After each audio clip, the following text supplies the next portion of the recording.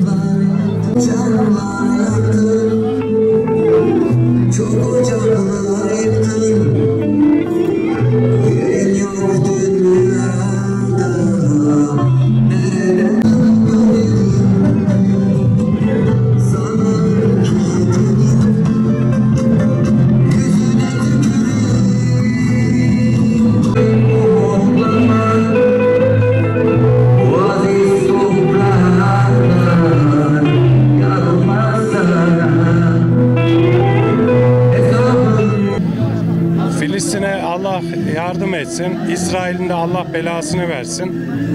Yani Filistin'e Rabbim yardımcıların olsun diyorum. Türk milleti olarak yanlarında olduğumuzu bildirmek istiyorum.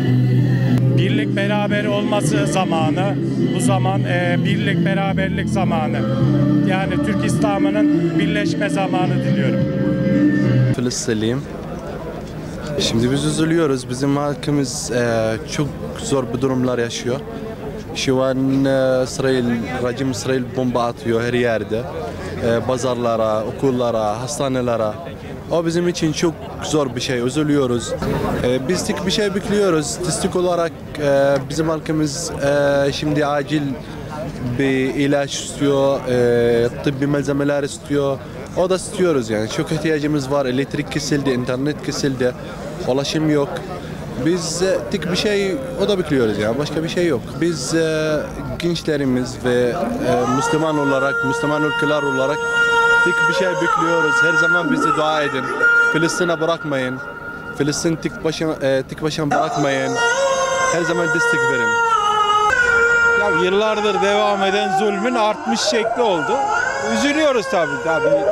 50 yıldır, 60 yıldır süren bir sıkıntı vardı. Şimdi tabii onlar çok aşıldı. Şimdi tamamen zulüm boyutuna geçti. Esarette yaşıyor insanlar. Onu desteklemek için geldik. Keşke tüm Müslüman ülkeler bir araya gelse, bu zulme bir dur dese, yani güçlü olsalar.